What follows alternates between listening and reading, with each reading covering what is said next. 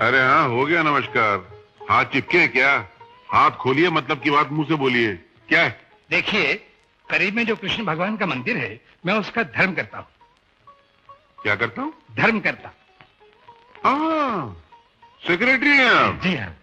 मंदिर छोटा है और दर्शन के लिए रोजाना बहुत से लोग आते हैं, इसलिए हमने सोचा मंदिर को बड़ा बना दिया जाए ताकि श्रद्धा लेकर आने वाले लोगों के लिए तकलीफ ना हो। और अगले शुक्रवार को गोकुल अष्टमी का त्योहार भी है, इसलिए आपसे जो बन पड़े चंदा दे दीजिए। भगवान का काम। त्योहार? जी। और त्योहार में जो लोग भगवान के दर्शन करने आते हैं उनका क्या हश्र होता है, कभी देखा है? बच्चों समेत दिन भर धक्के खाते हुए, कड़क धूप में जलते हुए, फव्वारे की तरह पसीना बहाकर उसमें नहाते हुए जब लोग भगवान के दर्शन करने अंदर पहुंचते हैं तो पता चलता है कि पीछे से अंदर आने का एक दरवाजा और भी है। पूछो ये क्या है, तो कहते हैं शॉर्टकट। एक आदमी का 3 रुपया दो और पीछे के दरवाजे से अंदर आ जाओ। मतलब भगवान के घर में भी जाने के लिए पीछे के दरवाजे से अंदर जाना पड़ता है। क्यों, सिनेमा हॉल है क्या? ब्लैक में टिकट खरीद के अंदर जाना चाहिए। भगवान तो आराम से बंसुरी बजाते हुए अंदर खड़े रहते हैं और ये धर्मकर्ता के आदमी पब्लिक का बैंड बजाकर उनसे पैसे निचोड़ लेते हैं। अपने से नहीं होने वाला। एक काम करो, भगवान की मूर्ति को उठाकर किसी बरगद के पेड़ के नीचे रख दो, मैं वहां जाकर उनको दर्शन कर लूंगा। कोई जरूरत नहीं मंदिर बनाने की। चलो भागा यहाँ पे। तमीज से बात करो। तुम इतनी बदतमीजी से मुझे तमीज सिखाने वाले कौन बदतमीज हो? अरे इसको छोड़ो, जानते हो ये कौन है? कौन है? इस एरिया के एमएलए साहब हैं। एमएलए? अरे रे, माफ का नाम, मैंने आपको पहचाना नहीं। क्या है, बहुत दिनों बाद आपके दर्शन हुए ना, इसलिए आपकी शक्ल याद नहीं रही। कभी कभी भूले भटके इधर आ जाया करें तो शक्ल याद भी रहेगी। क्या है कि ईद का चांद तो फिर भी साल में एक मर्तबा नजर आ जाता है, ये तो इलेक्शन का चांद है, 5 साल में एक मर्तबा नजर आता है। पिछली बार जब ये यहाँ आए थे तो खद्दर का कुर्ता, खद्दर की धोती, दिन में 3 मर्तबा इधर आते थे। अब ये 3 साल बाद लौटे हैं तो सिल्क का कुर्ता, सिल्क की धोती, गले में सोने का चेन। पहले ये प्लाईवुड की तरह पतले थे, अब ये स्टील के कबाड़ की तरह मोटे हो गए। मंदिर बनाने की क्या जरूरत है, ये तो खुद मंदिर की साइज के हो गए। इनको ले जाकर खड़ा कर दो ना उधर। मिस्टर, मुंह संभाल कर बात करो। अगर हमारी पार्टी के नौजवानों को यह पता चल गया कि शराफत लाल जी के साथ तुम इतनी बदतमीजी से पेश आ रहे हो तो खून की नदियां बह जाएंगी। अरे जा तुम लोग क्या खून की नदियां बहाओगे? 3 साल हो गए म्यूनिसिपालिटी के नल में पानी तो बहा नहीं सके, खून की नदियां क्या खाक बहाओगे? ये बात है, अभी बताते हैं। अरे तुम लोग क्या बताते? पिताजी को पुलिस पकड़ कर ले गई। क्या पुलिस पकड़ के ले गई? हाँ माँ, अपने इलाके के एमएलए साहब आए थे। पिताजी ने न जाने उन्हें क्या उटपटांग कह दिया, पुलिस और उन्हें पकड़ कर ले गई। नहीं, मैं नहीं छोड़ूंगा। मैं कोर्ट जाऊंगा और अगर वहां सुनवाई होगी तो हाई कोर्ट जाऊंगा।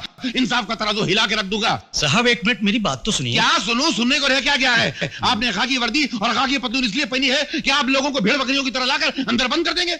अभी मैं आपको बताता हूँ कि मैं कौन हूँ। आप कमिश्नर साहब को फोन लगाइए, मुझे इससे बात करनी है। साहब वहां तक जाने की क्या जरूरत है? इंसाफ मांगने के लिए। कोई एमएलए सिल्क का धोती कुर्ता पहनकर यहाँ से यहाँ तक शॉल लटका कर आएगा तो क्या आप उसके सामने नाचने लग जाएंगे? आपको पगार क्या एमएलए देता है? हम जो इनकम टैक्स भरते हैं ना, उससे आपको पगार मिलती है। और मिस्टर धर्म, क्या मैं पूछ सकता हूँ मुझे यहाँ क्यों लाया गया? और मेरे कमीज, ये मेरा खून पसीने की गाड़ी कमाई चलाई हुई कमीज, ये फट कैसी गई, इस पर गौर किया आपने? और मेरा खून जो 55 साल तक मैंने कतरा कतरा करके अपने शरीर में इकट्ठा किया, ये एक दिन में बह कैसे गया? इसकी जांच करवाई आपने? नहीं करवाई ना? इंडियन पेनल कोड, तुम पक्का चालू करो, तुम कमिश्नर को फोन लगाओ। देखिए साहब, हम आपको सिर्फ एक जानकारी हासिल करने के लिए यहाँ लेकर आए हैं। जानकारी? किस किस्म की जानकारी? झगड़े की ना? झगड़ा तुम दो के बीच में हुआ था, मैं तो आ गया, वो दूसरा कहाँ है? वो एमएलए है। एमएलए? वो क्या अपने माँ के पेट से एमएलए पैदा हुआ था? और उसको एमएलए बनाया किसने? हमने, मेरे वोट ने बनाया। और तुम जनता के सेवक हो या एमएलए के सेवक हो?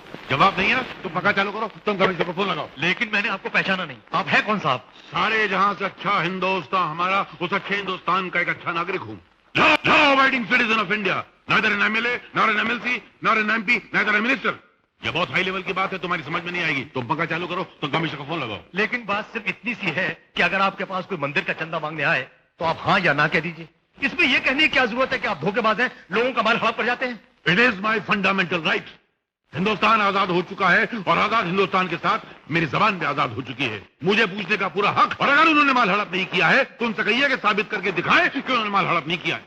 और साहब, मैं इतनी देर से यहाँ खड़ा हूँ, आपने मेरे बैठने का प्रबंध किया नहीं किया ना? तुम पक्का चालू करो, तुम कमिश्नर को फोन लगाओ। ये सब क्या हुआ? अरे इन्होंने किसको बख्शा है जो मुझे छोड़ेंगे? आजादी से भले बड़े बड़े नेताओं को अंदर करते रहे, आज मुझे अंदर कर रहे हैं। आज जुल्म और इंसाफ की जंग। लक्ष्मी जी, ये आपके पति हैं? हाँ। आप इनको कैसे जानते हैं? इसमें जानने की कौन सी बात है? जब भी हमारे घर में कोई त्योहार या खुशी का मौका होता है, लक्ष्मी जी हमारे मेहमानों के लिए खाना पकाती हैं। लक्ष्मी जी, मेरी समझ में नहीं आ रहा है कि आप इनके साथ जिंदगी कैसे गुजार रही हैं। मैं तो 15 मिनट में अपने बाल नोचने लगाऊं। ले जाइए इनको, जाइए जाइए। मैं जीप में जाके बैठता हूँ। जीप में? जाहिर बात है, जब आपको जरूरत होती तो लोगों को जीप में लाते हैं। जाते वक्त क्या पैदल भेजेंगे? मैं जीप में बैठता हूँ, ड्राइवर भेजिए। इंस्पेक्टर साहब, अगर इन्होंने कोई गलत बात की हो तो मैं आपसे माफी चाहती हूँ। कोई बात नहीं लक्ष्मी जी, मैं तो सिर्फ आपके कारण इन्हें छोड़ रहा हूँ। धन्यवाद।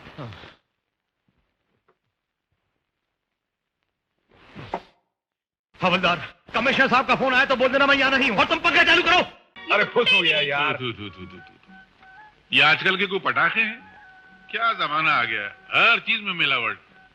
आकाश के पानी से लेकर खेत के दाना तक हर चीज में मिलावट। और ये शिव आकाशी के पटाखे खाली गोदाम में फटते हैं, दिवाली में कभी नहीं फटते। अरे ये क्या अरे वो हमारे पटाखे हैं भाई। अरे कहाँ ले जा रहे हो?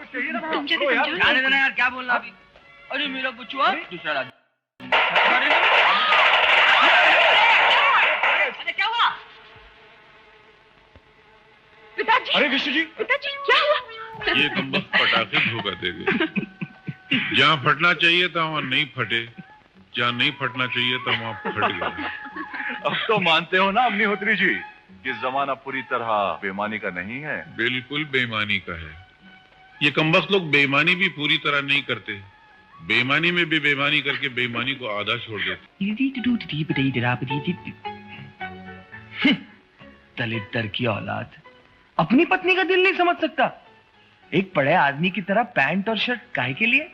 अरे शरीर के बढ़ने से क्या होता है, अकल बढ़नी चाहिए। बेवकूफ की तुम। मूर्ख कहीं का पत्नी के दिल की बात नहीं समझ सकता। बड़ा ऑफिसर की शान बघारता फिरता है।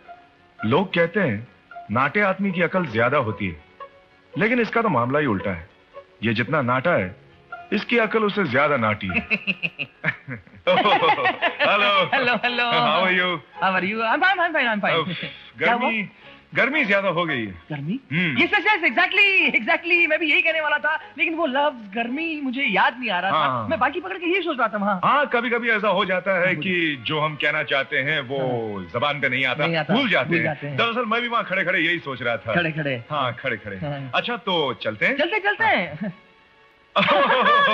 अरे एक बात तो बताना ही भूल गया। ये प्रताप जो है ना, बहुत ही वाहियात आदमी है। अपनी पत्नी को पैसा कमाने की मशीन समझता है। वो बेचारी ना बात कर सकती है, ना दिल में छुपा सकती है। अपनी हालत मुझे बताकर बहुत दुखी हुई। उस बेचारी ने कितने दुख झेले होंगे जो किसी गैर मर्द के सामने अपने पति के बारे में बातें करने को तैयार भी हो गए। क्या कर रहे हो? बस भी करो ना बाबा। अरे डार्लिंग, ऑफिस से तुम इतनी थकी हारी आती हो, तुम्हारे थोड़े से पैर दबा दूंगा तो मेरे हाथ नहीं घिस जाएंगे। और मैं उस राम की तरह कमीना नहीं हूं। उसने तो अपनी बीवी को जीते जी मार डाला। बेचारी रो रो के मुझे अपना दुखड़ा सुना रही थी। उसने जरूर बहुत दुख सहे होंगे, वरना एक गैर मर्द को अपने पति के बारे में ये सब कुछ नहीं कहती।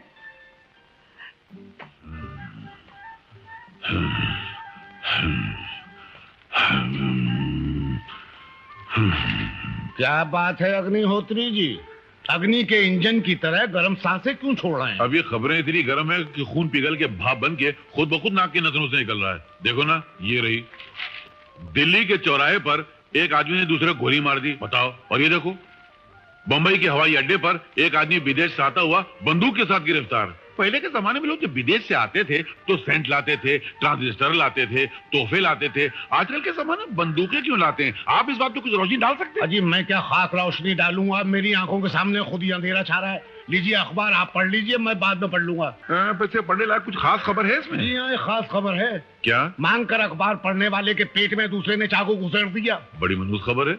इतने घटिया अखबार के लिए चाकू मारने की क्या जरूरत है? अच्छा आप नहीं, आप पढ़िए, मैं बाद में आके पढ़ लूंगा। आप लानत हो जाए, मैं चल रहा हूँ।